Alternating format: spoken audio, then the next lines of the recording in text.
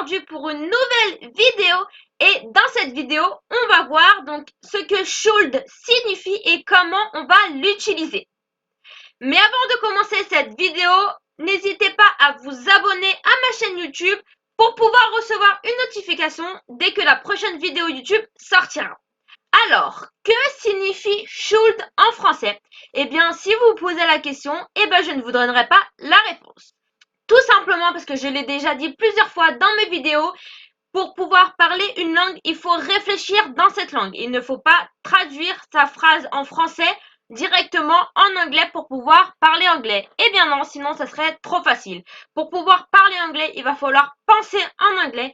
Et moi, je vais vous aider à penser directement en anglais en vous expliquant dans quelles conditions on va utiliser should et comment on va pouvoir le mettre dans une phrase et sans vous donner la traduction de should. Premièrement, should has three meanings in English. Donc, il y a trois façons d'utiliser should et c'est ce qu'on va voir dans cette vidéo. Premièrement, on va utiliser should quand on parle d'une suggestion, d'accord? Donc, une très forte suggestion comme un avis. Quand on va donner son avis à quelqu'un, on va utiliser should. Par exemple, si je dis you shouldn't smoke, it's bad for you. Donc, ce qui signifie tu ne devrais pas fumer, c'est mauvais pour toi. Donc là, je donne mon avis. Je pense que la cigarette, c'est quelque chose de mauvais. Donc, tu ne devrais pas fumer. So, you shouldn't smoke. Je donne mon avis à quelqu'un, donc j'utilise should. Deuxièmement, on va utiliser should quand on parle d'une conviction qui est très forte. Quand on parle de quelque chose qui est sûr, c'est certain, ça va se passer, ça va arriver.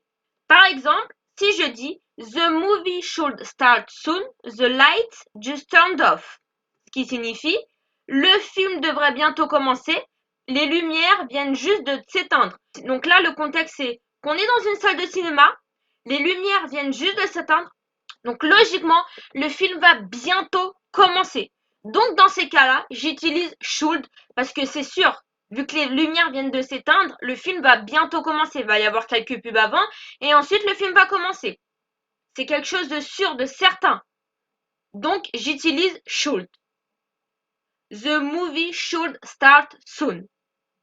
Et pour finir, on va utiliser également should quand on parle d'un regret. Quand on regrette quelque chose. Quand on a fait quelque chose et qu'on le regrette par la suite. Par exemple, si je dis I should have bought my mother a gift, but I didn't. Ce qui signifie j'aurais dû acheter un cadeau à ma mère, mais je ne l'ai pas fait. Donc, par exemple, on va imaginer que c'était l'anniversaire de ma mère. J'aurais dû lui acheter un cadeau, mais je ne l'ai pas fait. Et je regrette de ne pas lui avoir acheté de cadeau parce que du coup, c'était son anniversaire et elle n'a pas eu de cadeau. Donc là, on parle bien d'un regret, donc j'utilise should. Et voilà les trois façons d'utiliser should. Donc je récapitule. On utilise should quand? Premièrement, on veut donner son avis. On a une suggestion à faire et on veut donner son avis. Deuxièmement, quand on a une très forte conviction que quelque chose va se passer et que c'est sûr à 99%. Et pour finir, quand on parle d'un regret. Ça, c'est les trois choses à bien retenir pour pouvoir utiliser should. Et voilà, c'est tout pour cette petite vidéo sur le verbe modal should. J'espère que cette vidéo a été très claire parce que c'est très important. Should est un mot très important en anglais qu'on va utiliser souvent. Donc j'espère que cette vidéo a été très claire.